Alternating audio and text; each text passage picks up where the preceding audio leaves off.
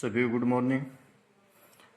आज आगे हम 12वीं प्रश्नावली कुछ प्रमेय महत्वपूर्ण प्रमेय ले रहे हैं जो इम्पोर्टेंट है सभी के लिए। जो एक प्रमेय लिए हमने 12.1 से, सिद्ध करो कि एक वृत्त की बराबर जीवें केंद्र पर बराबर कोण अंतरित करती है। कहने का तात्पर्य क्या हो गया, वृत्त की बराबर जीवें जो है आप जानते होंगे ऐसी रेखा जैसे हम चित्र बनाया, इसका एक वृत्त लिया हमने। वृत्त लेने के बाद बराबर जीवें जो केंद्र से होकर नहीं गुजरती है, जैसे दो रेखाएं दो वृत्त के दो साइड में उसको परिच्छेद करें ए और बी, तो ए बी और डी सी दो बराबर जीवाएं हैं। बाद में आगे क्या लिखा है, केंद्र पर बराबर कोण अंतरित करती है। तो इस जीवा द्वारा केंद्र कोण सही हो गया। इस पर इस साइड का जो कोण बनेगा, इनका इस साइड का कोण बनेगा, दोनों कोण बराबर है। ये आपको सिद्ध करना है। माना कि ये आपके पास 30 डिग्री आएगा तो ये भी 30 आएगा, ये एक्स है ये भी कितना होगा। तो आपको सिद्ध क्या करना है, अक्ष बराबर अक्ष सिद्ध करना। देखिए अब आपका दिया हुआ जैसे 9th क्लास में पढ़ा था, क्या दिया हुआ आपको, ए बी बराबर सी डी, यानी दो जीवाएं आपके बराबर हैं। इसके बाद आपको सिद्ध क्या करना है, ए ओ बी बराबर सी ओ डी, यानी ये वाला कोण और ये वाला कोण दोनों बराबर आने चाहिए। बराबर कोण अंतरित करती है। अब करना क्या है आपको, जैसे 9th क्लास प्रश्नावली स्थिरांक समता समरूपता, उसी प्रकार समरूपता पढ़ोगे। 11वीं प्रश्नावली आपको बताइए।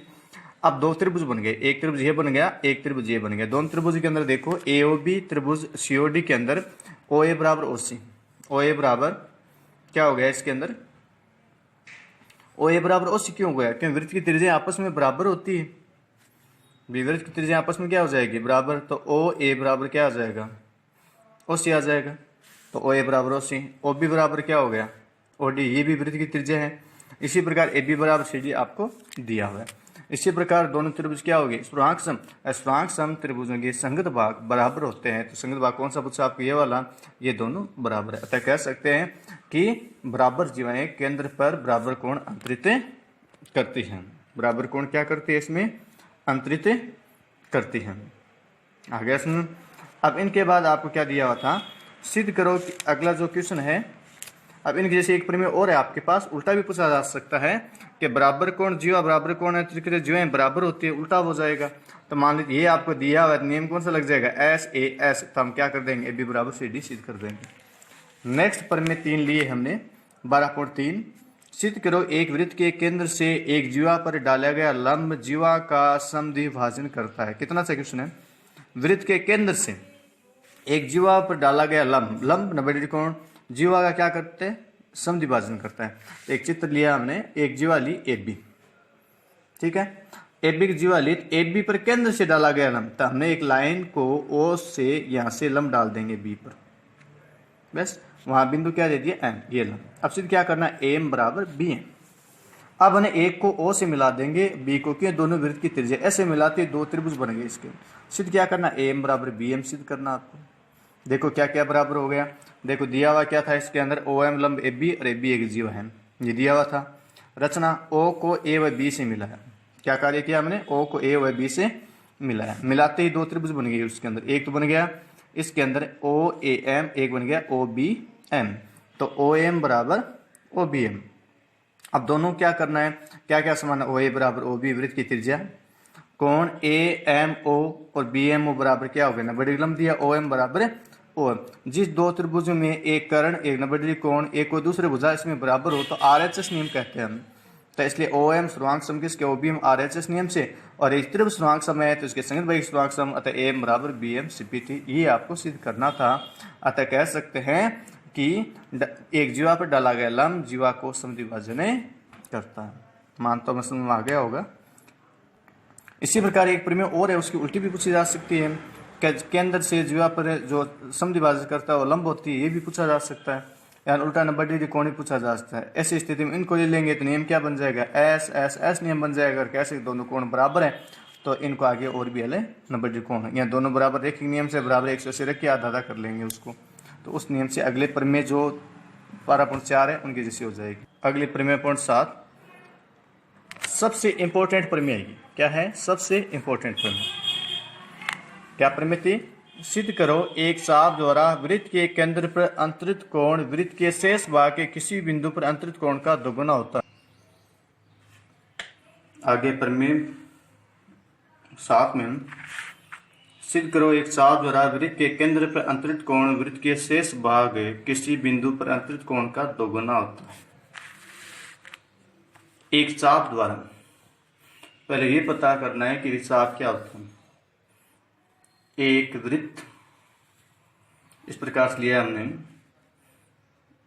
और इसके दो बिंदु लिए। अब चाप से केंद्र से जो प्रकार से जिस प्रकार की जो आकृति बनती है उसको हम चाप कहते हैं।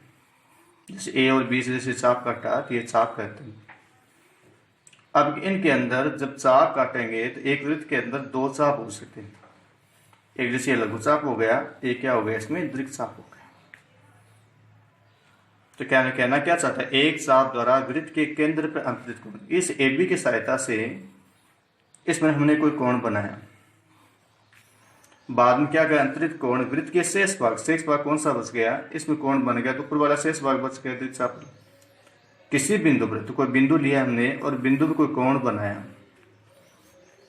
अंतरित कोण का दोगुना होता है। यानी ये आपके पास दोगुना तात्पर्य क्या, ये अक्ष है तो ये क्या होगा आपके पास दो अक्ष। ये आपको सिद्ध करके बता, सिंपल सी बात है। अब हमने तीन प्रकार की आकृतियां ली हैं। पहले एक वृत्त लिया, ए बी चाप बन गया, एक इनसे मिला दिया। फिर बाद में इसको केंद्र इस पर कोण बनाया, एक और बी को मिला दिया। ठीक है। अब कई बार इस अंतरिक चाप से भी कर सकते, उल्टा भी बना सकते हैं ना। जब एक इंच की सहायता से भी बन सकता है, नीचे की तरफ ऐसे बन सकता है। तो इनका त्रिभुज ऐसे बना दिया हमने कि ऊपर दीर्घ चाप लिया, दीर्घ चाप ऊपर की तरफ कोण बन के और एक कोण क्या बन गया इसमें दीर्घ चाप में, इसका कोण इस साइड बनेगा। और इसी प्रकार में आधा वर्त लेके भी कर सकते हैं, जैसे सीधी त्रिज्या इसने बना के आप AB व्यास लेकर ऐसे भी कर सकते हैं। तो कोई से इसी कर लो, चाहे एक स्थिति आएगी। अब इसमें दिया हुआ क्या था, चाप AB द्वारा O पर केंद्रित कोण AOB और शेष भाग पर अंतरित कोण ACB। ये तो कहना चाहता कि चाप AB लिया हमने और AB का केंद्र पर कोण AOB और शेष भाग पर ACB, ये आपको दिया हुआ। इनके बाद में आपको सिद्ध क्या करना है, सिद्ध करना है AOB बराबर क्या है, इनका दुगना है 2 ACB, यानी आधा हो गया। इस तरह से ये क्या हो गया, इसका आधा हो गया। तो AOB बराबर क्या है 2 गुना ऐसे AOB मान ACB का दुगना, यानी x बराबर 2x जैसे मानना था हमने। रचना क्या की हमने, C को मिलाते हुए एक पी रेखा खींचेंगे। डायरेक्ट कोई मान नहीं ले सकते, इसलिए हम रचना कर लेंगे। दोनों के तीनों चित्रों के अंदर ऐसे भी मिला सकते हैं। रचना करने में क्या बन गया, ये 2 जीवा थी, दोनों जीवा से केंद्र कोण बन गए और C के कितने भाग हो गए, 2 भाग हो गए। तो दोनों साथ में आधा आधा करके बाद में इसको जोड़ देंगे, इसलिए एक त्रिभुज बन गया।